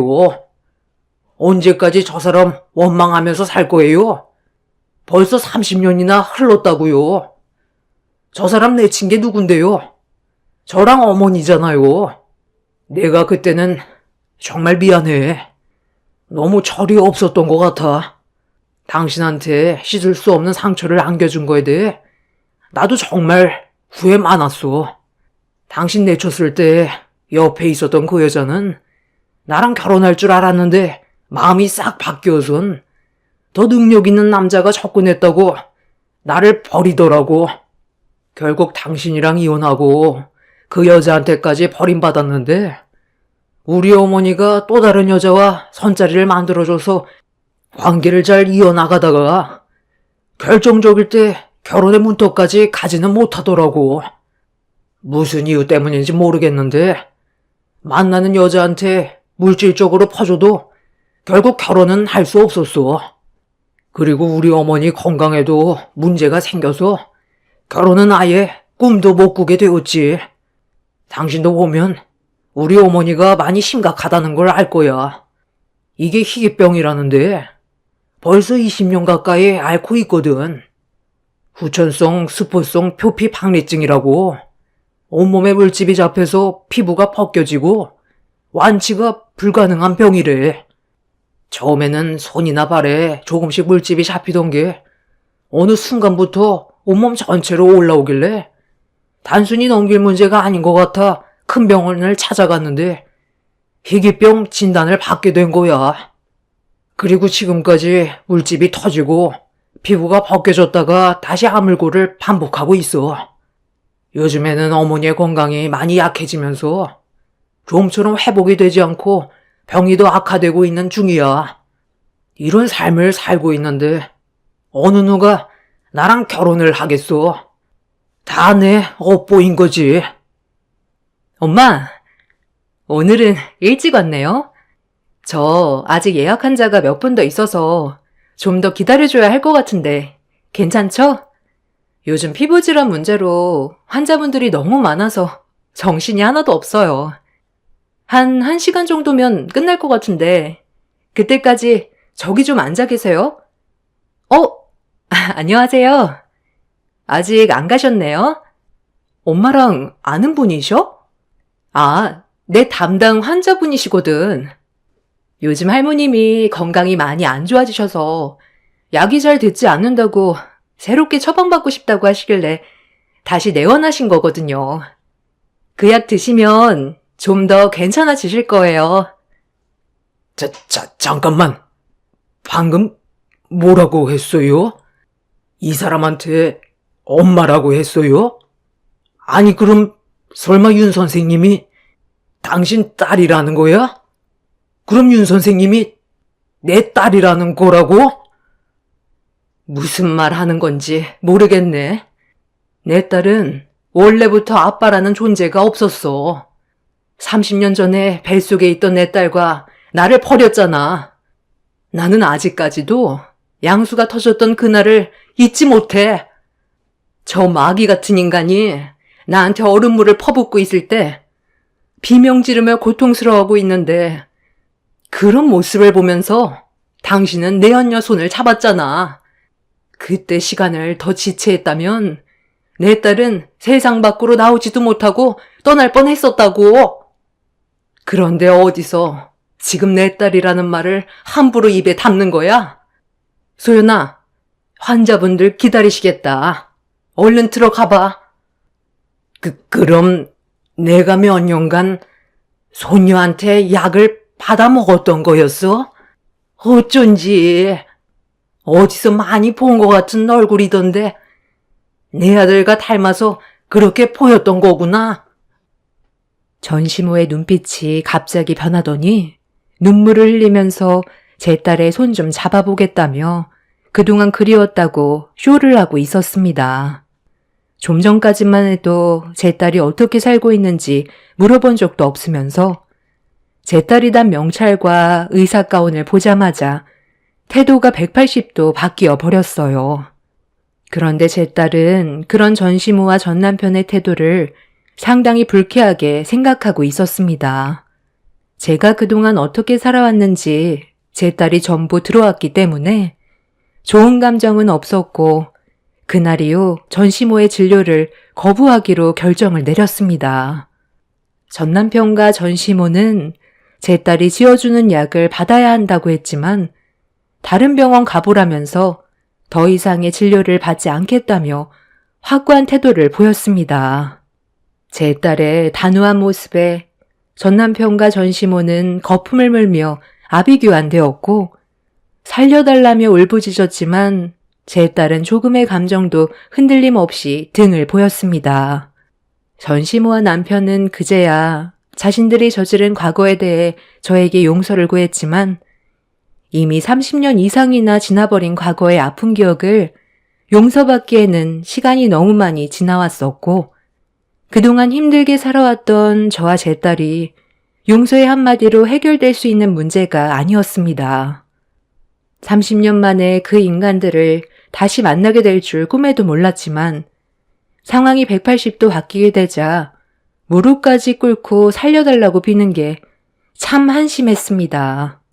과거에 그런 행동을 하지 않고 좋은 관계를 만들어 나갔다면 지금 같은 상황은 오지 않았을 텐데 본인들의 미련한 행동으로 인해 과거를 후회하는 모습이 참 덧없어 보였어요. 제 딸은 그날 이후 전시모의 진료를 거부했고 전 남편은 제 딸의 병원에 하루가 멀다 하고 찾아와 용서를 구하고 있습니다. 하지만 그 모습조차 저는 거짓으로 보였어요. 제 딸을 벗겨먹으려는 것 같은 느낌이 강하게 들었거든요. 아니나 다를까 얼마 전엔 딸에게 와서 빚 8천만 원만 갚아주면 다시는 찾아오지 않겠다며 뻔뻔하게 돈을 요구했다고 하더군요. 딸은 당황하지 않고 그 자리에서 바로 경찰을 불렀다고 하더라고요. 어쩜 인간이 세월이 지나도 그렇게 뻔뻔할 수 있는지 지금은 그냥 무시하고 지내고 있지만 갑자기 마주치게 된 그 인간들이 집요하게 달라붙으려 하고 있어요. 아마 제 딸이 의사라는 이유 때문에 많은 걸 도움받으려고 계속 접근을 시도하는 거겠죠. 희귀병을 앓고 있는 전시모가 과거의 자신의 악행을 평생 후회하면서 살았으면 좋겠습니다. 지긋지긋한 악연 또다시 반복되지 않았으면 좋겠어요. 제 딸의 인생까지 망치게 하고 싶지 않아 단호하게 행동할 생각입니다. 모든 분들 건강 유의하시길 바랍니다. 감사합니다. 안녕하세요. 저는 하남에 살고 있는 30대 후반 여자입니다. 원수는 외나무 다리에서 만난다고 하죠. 이번에 친구와 식사를 하려고 식당에 들어갔다가 제 눈앞에 가정을 무너뜨린 상간녀를 마주하게 되면서 상상도 못한 일들을 경험하게 되었어요. 그리고 그날 상간녀의 최후를 눈앞에서 보게 되었죠. 사건이 터진 건 남편과 평범한 결혼 생활을 하고 있던 어느 날 남편의 정장을 세탁소에 드라이 맡기려고 혹시 주머니에 빼지 못한 물건들이 있을지도 몰라 살펴보고 있던 그때 무언가 바닥에 반짝이는 물건이 눈에 띄길래 허리를 숙여 주웠는데 작은 반지를 발견하게 되었어요. 처음 보는 반지였는데 남편이 저에게 선물을 주려고 준비한 게 아니라는 걸 알 수 있었던 이유는 반지가 제 손가락에 맞지 않았어요. 왜 반지가 남편 옷방에서 나왔는지 확인해 보는 게 좋을 것 같아 거실에서 TV를 보고 있던 남편한테 다가가 물어보려고 옷방 문을 열고 거실로 나갔는데 좀 전까지만 해도 거실 소파에 앉아있던 남편이 TV만 틀어놓고 어디로 갔는지 보이지 않더라고요. 그런데 안방에서 무언가 잡음이 들리길래 별 생각 없이 방문을 열려고 손잡이를 잡던 그때 남편이 누군가와 통화하는 목소리가 귀에 들리게 되었는데 방문 손잡이를 잡고 있던 제 손이 점점 떨려오고 있었습니다. 그리고 남편의 충격적인 말들이 제 귀로 꽂히고 있었죠. 아무리 찾아봐도 없어.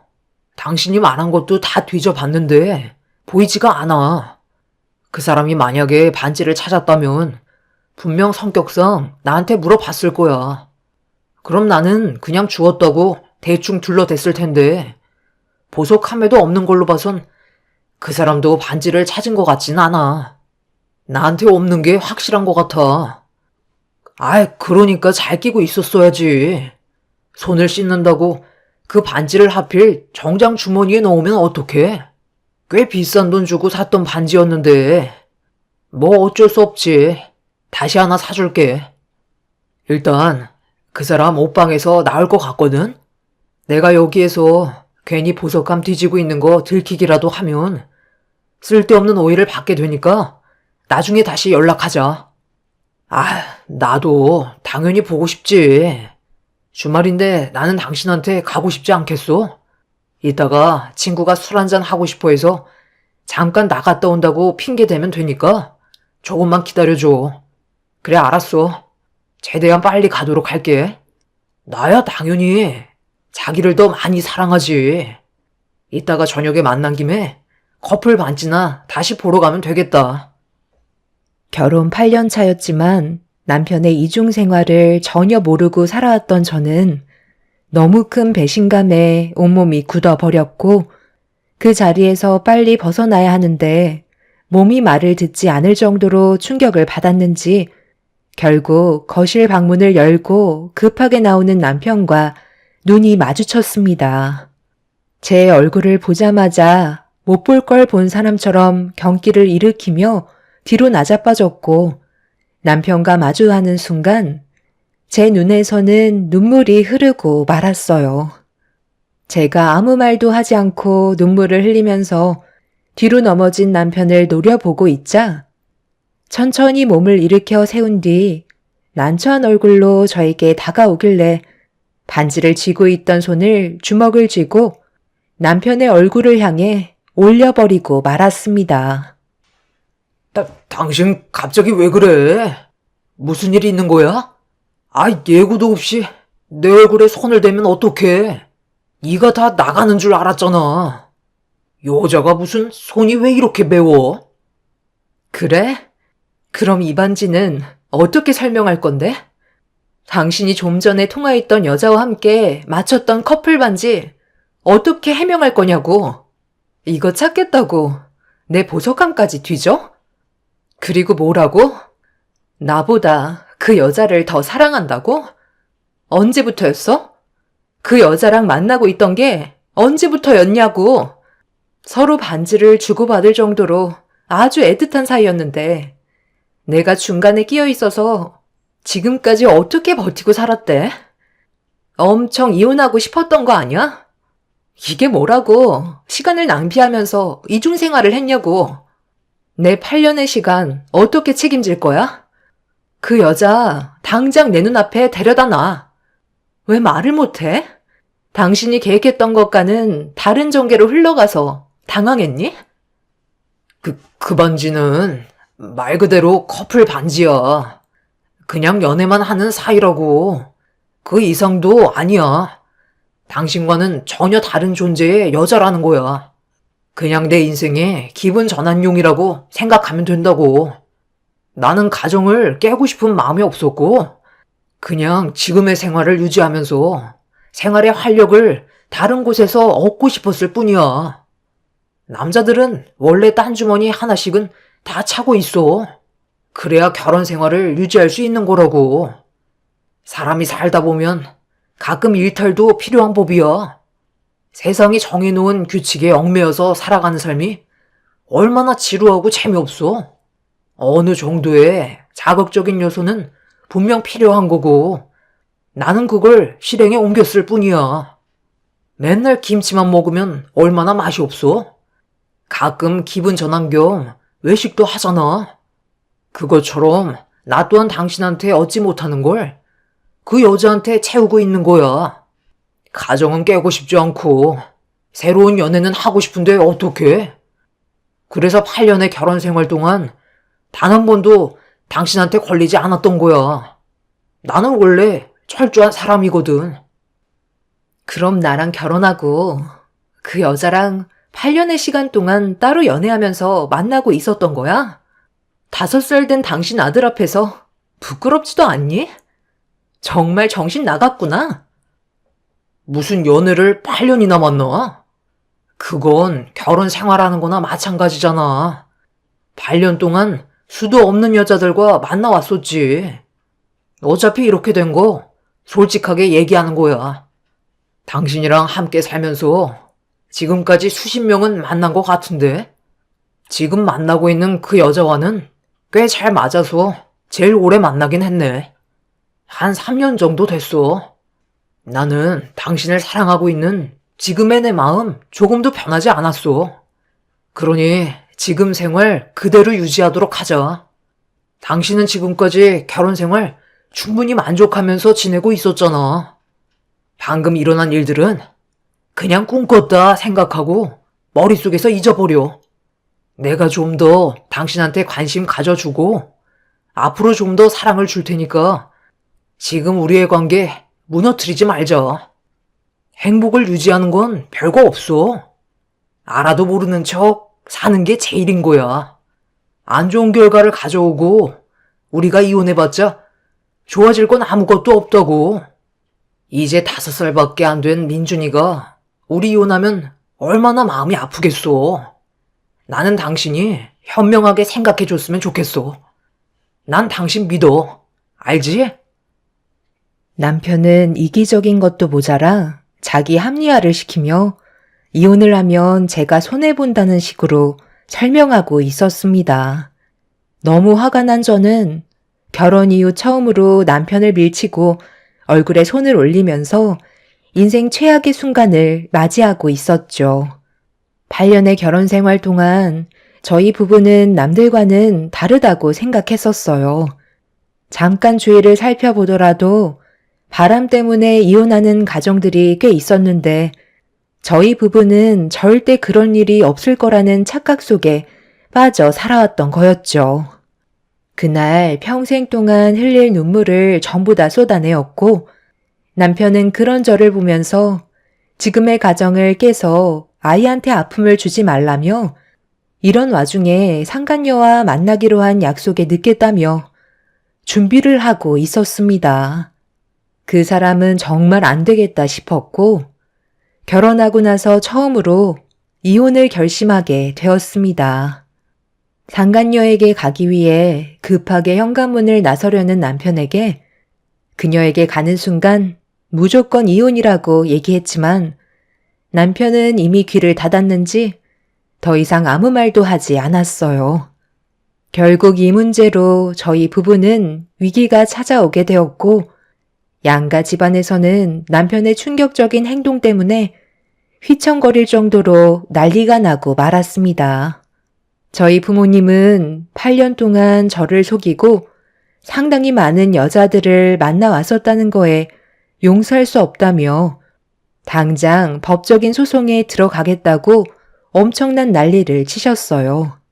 그런데 반대로 시모가 저와 대화 좀 하자며 따로 부르셔서 만나게 됐는데 아들의 잘못된 행동에 대해 미안하다는 말을 꺼내시는 게 아닌 저를 설득시키려 하고 있었죠. 네가 이번 한 번만 넘어가주면 안 되겠니? 나도 이런 일이 있을 거라곤 상상도 못해서 지금 많이 당황스럽긴 하지만 그렇다고 둘이 이혼까지 하면 민준이는 어떻게 할 거니? 자식을 봐서라도 네가 이번만큼은 눈 딱 감고 넘어가주면 되는 거야. 어려운 거 하나 없다니까. 지금의 아픔은 시간이 다 해결해 줄 거다.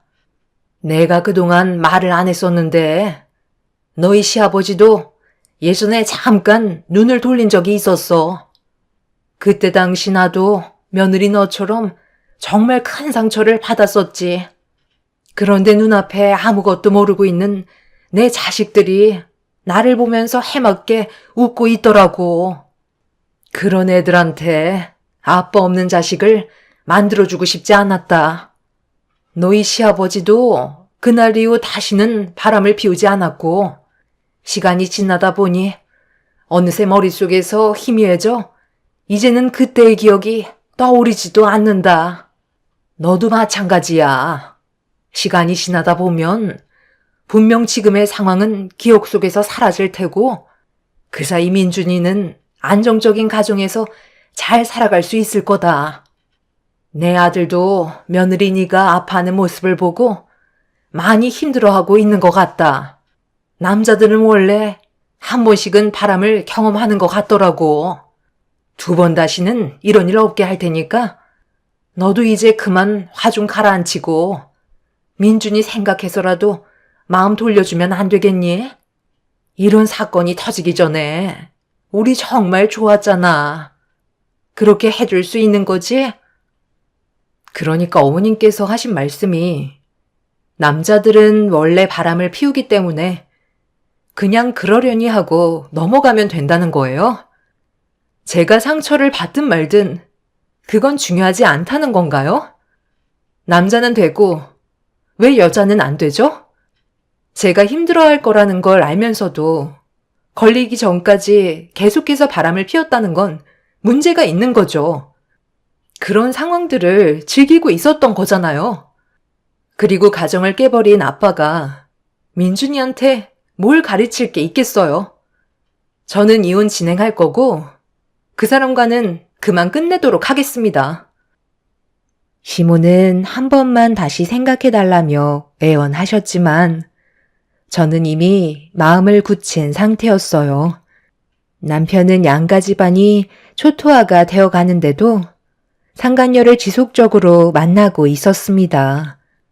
말로는 제가 상처를 받는 거에 대해 마음 아파한다고 했지만 실제 보이는 행동에서는 조금도 뉘우치는 것 같지 않았어요. 그렇게 남편과 저는 결국 이혼을 선택하게 되었고 8년의 결혼 생활에 종지부를 찍고 말았죠.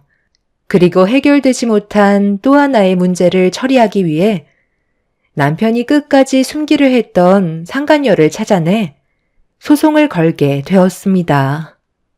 그 여자는 자기 잘못은 하나도 없다며 오히려 저한테 더 큰 목소리로 소리치고 있었어요. 나 참, 내 잘못은 하나도 없다니까? 나를 먼저 꼬신 게 저놈이라고. 왜 내가 피해를 봐야 하는 건데? 저놈만 아니었어도 이미 나는 더 능력 좋은 남자 만나서 떵떵거리며 살았을 거야. 피해자는 오히려 나라고. 남자 하나 간수 못해서 일을 이 지경까지 만들어? 그쪽이 헛바람 들지 않게 울타리 안에 잘 데리고 살았으면 이런 일은 없었겠지. 그쪽이 여자로서 매력이 없다는 건 생각 안 해봤지? 남자들이 왜 밖으로 도는 건지 생각이나 해봤어? 딱 봐도 남자가 오래 버티지 못하고 바람 피우게 처신할 것 같구만. 누구한테 소송이야? 다시 한번 말하지만 내 잘못은 조금도 없으니까 위자료 받아낼 생각이면 그쪽 남편한테 받아내든지 하라고. 아예 온 동네 떠들고 다니지 그래? 내가 매력이 없어서 남편 하나 제대로 간수 못해서 8년 동안 다른 여자들 만나고 있었다고. 죄다 소문 퍼트리라고. 별것도 아닌 일로 사람을 오라가라 하고 있어. 나는 위자료 절대로 못 주니까 법대로 한번 해보자고. 누가 더 피해자가 될 것 같아? 이런 쓰레기 같은 여자가 뭐가 좋다고. 3년씩이나 만났는지 정말 한심하네. 너도 그놈이 간이며 쓸개며 다 빼주니까 허리가 휠 때까지 뽑아 먹으려고 찰싹 붙어서 떨어지지 않고 있었던 거 아니야? 네가 아무리 발버둥 쳐봤자 상간녀라는 낙인에서 벗어날 수 없어. 평생 남의 남자 등쳐먹다 세상 하직하겠지. 상간녀는 제 삶을 끝까지 쫓아와 무너뜨리겠다며 난리를 쳤지만 저는 눈 하나 깜빡하지 않았습니다. 남편과 상간녀의 끝은 결국 좋지 않은 결과로 끝이 나게 되었고 상간녀 소송으로 위자료까지 받아낸 다음 그렇게 2번 다시 마주치지 않길 바랐습니다. 제 아이와 단둘이 살아가는 것도 나쁘지 않았어요. 남편한테 신경 쓸 시간이 줄어들어 아이한테 좀 더 많은 시간을 쏟을 수 있었고 앞으로의 삶은 행복만 가득하길 바랐습니다. 그런데 남편과 이혼을 하고 어느 정도의 시간이 지나면서부터 순식간에 바뀌어버린 삶들이 피부로 와닿으면서 우울증도 같이 오고 말았죠. 정신적인 충격이 너무나도 컸기 때문에 제대로 된 삶을 찾기란 쉽지 않았어요. 그렇게 새로운 인생을 만들어 가던 어느 날 친구한테 전화가 왔어요. 제가 어떤 상황에 처해 있었는지 전부 다 알고 있었기 때문에 걱정되는 마음에 전화를 한 거였죠. 꽤 오랜 시간이 지났는데도 제가 겪은 아픔들이 조금도 치유되지 않고 오히려 점점 더 골마가게 되자 친구는 기분 전환 좀 하는 게 좋을 것 같다며 만나길 원하길래 오래간만에 저녁을 함께하게 되었죠.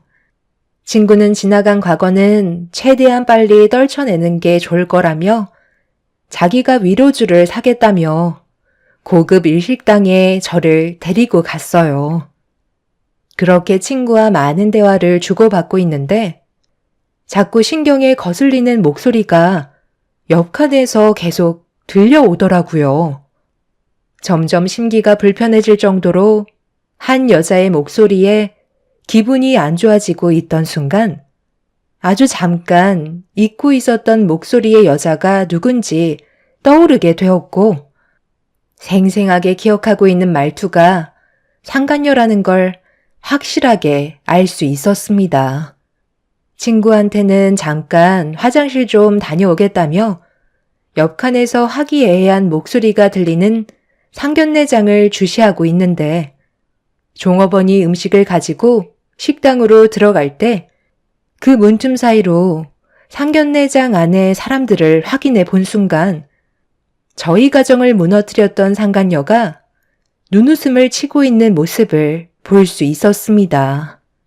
전 남편과 바람난 지 얼마나 됐다고 벌써 상견례를 하는 건지 이해할 수 없었지만 남의 가정을 파투내놓고 자기는 새로운 시작을 하려는 모습이 제 분노를 끌어오르게 만들었어요. 그래서 어떻게 하면 상간녀를 무너뜨릴 수 있을지 머리를 굴리고 있었는데 그 순간 상견례 중이던 상간녀의 예비 시모가 전화를 받으면서 화장실로 걸어가고 있었습니다. 저는 그 뒤를 조심스럽게 밟았고 볼일을 보러 들어가신 사이 저는 세면대에서 손을 씻으면서 기회를 엿보고 있었죠. 볼일을 마친 상간녀의 시모가 세면대에 핸드폰을 올려놓고 손을 씻는 순간 제가 들고 있던 가방을 그분의 옆으로 떨어뜨렸고 제가 놀라면서 물건을 줍기 시작하자 그분도 바닥에 떨어진 물건을 같이 주워 주셨어요. 저는 그 사이 저와 투명 케이스까지 똑같은 핸드폰을 사용하고 계신 그분의 핸드폰을 제 걸로 바꿔치기 했고, 가방에 물건을 다 주워주신 그분은 아무것도 모른 채 핸드폰을 들고 다시 상견례 장으로 들어가셨어요. 그렇게 화기애애한 분위기 속에서 대화를 주고받으며 성공적인 결혼을 준비하려는 상간녀의 집안을 무너뜨리기 위해 제 전화를 가져가신 상간녀의 시모에게 전화를 걸었습니다. 상견례장 안에서 제 전화를 조용하게 받으신 그분에게 그동안 제가 겪었던 일들에 대해 전부 설명하는 것보다는 핸드폰 속의 영상을 확인해 보시길 부탁했어요. 그분은 핸드폰이 바뀌었다는 걸 알아채셨는지 자리에서 벌떡 일어나 저에게 화를 내며 누구냐고 소리를 지르시길래 제 핸드폰에 들어있던 동영상을 확인해 보면 알 수 있을 거라며 그분이 제 말에 움직일 수 있도록 영상을 확인하시면 핸드폰을 돌려드리겠다고 유도를 하게 되었죠. 그리고 잠시 뒤 그분은 핸드폰의 영상을 그 자리에서 재생을 시켰고 충격적인 장면들을 확인했는지 정적이 흐르고 있었습니다. 너는 나랑 결혼할 생각 없다며. 그건 나도 마찬가지니까 서로 이득만 채워주면 되는 거잖아. 나는 너랑 연애를 하고 싶은 거지. 결혼은 하고 싶지 않아. 그건 나도 마찬가지야. 태우 씨랑은 연애가 적합한 것 같아. 그리고 태우 씨는 이미 결혼 한 번 해봤잖아? 나는 결혼 안 한 사람이랑 만날 거야. 태우 씨 말고 다른 사람과도 만나고 있었는데 조만간 결혼 얘기가 나올 것 같아. 만약 결혼하게 되면 와줄 수 있는 거지? 그리고 우리 만남은 결혼 후에도 계속 이어질 수 있는 거잖아. 그런데 태우 씨 와이프가 우리 사이 알아버렸는데 이렇게 그냥 나와도 괜찮겠어? 엄청난 배신감을 느끼고 있었을 텐데. 어차피 내가 무슨 말을 해도 그 사람은 이해해주지 못할 게 뻔한데 굳이 힘들게 해명할 필요가 뭐가 있겠소. 어차피 물은 엎질러졌고 더 이상 돌이킬 수 없는 상황으로 가게 됐는데 그 사람이 이반지 찾았더라. 앞으로 우리가 만나는데 조금 더 수월하겠다. 이제 눈치 볼 필요도 없잖아. 그런데 결혼하겠다는 그 사람 능력이 상당히 괜찮나 봐. 당신이 결혼하겠다는 결심까지 하는 걸 보면 돈이 많은 집안 같은데 당신은 평소에 그냥 편하게 만나는 걸 좋아하는 편이잖아. 어떤 집안이길래 결혼 얘기까지 발전한 거야? 부유한 집안들일수록 감시가 심해서 자유도 많이 뺏길 텐데 괜찮겠어? 여러모로 걱정되네. 놀라지 마. 판검사 집안이야.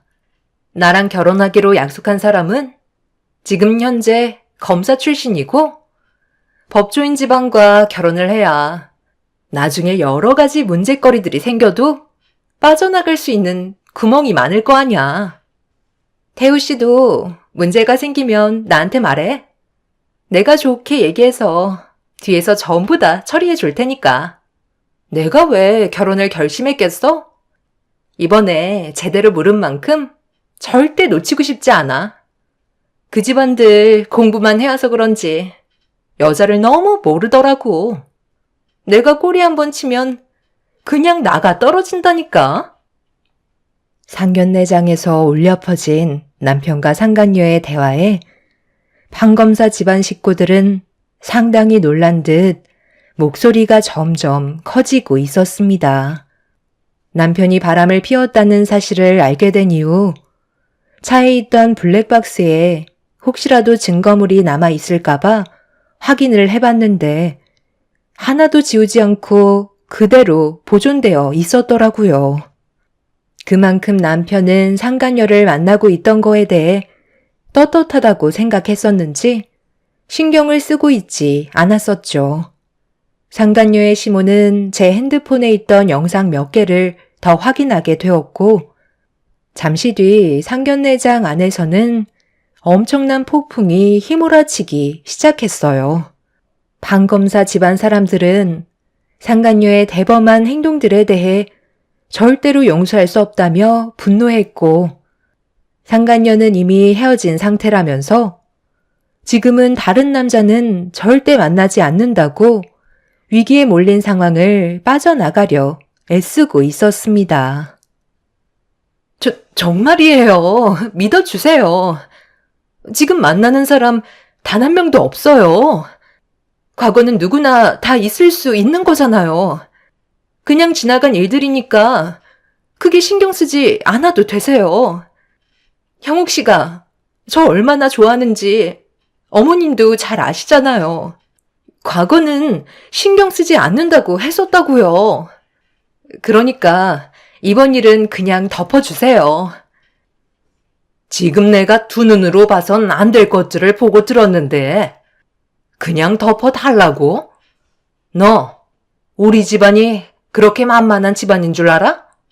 내 아들이 너를 하도 좋아해서 다른 조건 하나도 안 보고 오로지 인간성은 좋은 것 같아 딱딱한 우리 집안 분위기를 풀어줄 정도로 괜찮은 성격을 가지고 있어서 받아주려 했는데 내 아들을 만나면서 다른 남자와 계속 만남을 유지하려 했다고?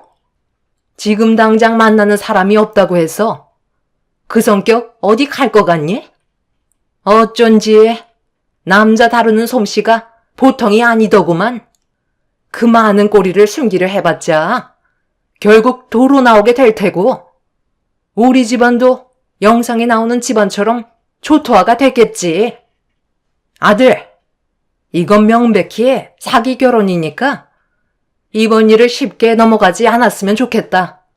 저런 여자들은 사회에 발도 못 붙이게 먼지처럼 사라져버리게 만들어야 한다고.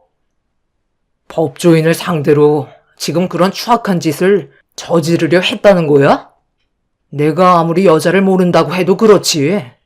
나랑 결혼을 한 이후에도 다른 남자와 만남을 계획하고 있었던 게 말이 돼? 네가 이렇게까지 쓰레기인 줄 몰랐어. 어머니, 저 집안 사람들 더 이상 볼 필요 없으니 저희 이만 그만 나가시죠. 상견례장의 문을 여는 순간 문 앞에 서 있는 저와 눈이 마주친 판검사 집안의 시모는 영상 속의 피해자가 저라는 걸 바로 알아차렸고 그동안 정말 고생이 많았다면서 더 이상의 피해를 받지 않게 도와줘서 고맙다며 제 손을 잡아 주셨네요. 저는 그분께 핸드폰을 돌려드린 뒤 제 핸드폰도 돌려받았습니다.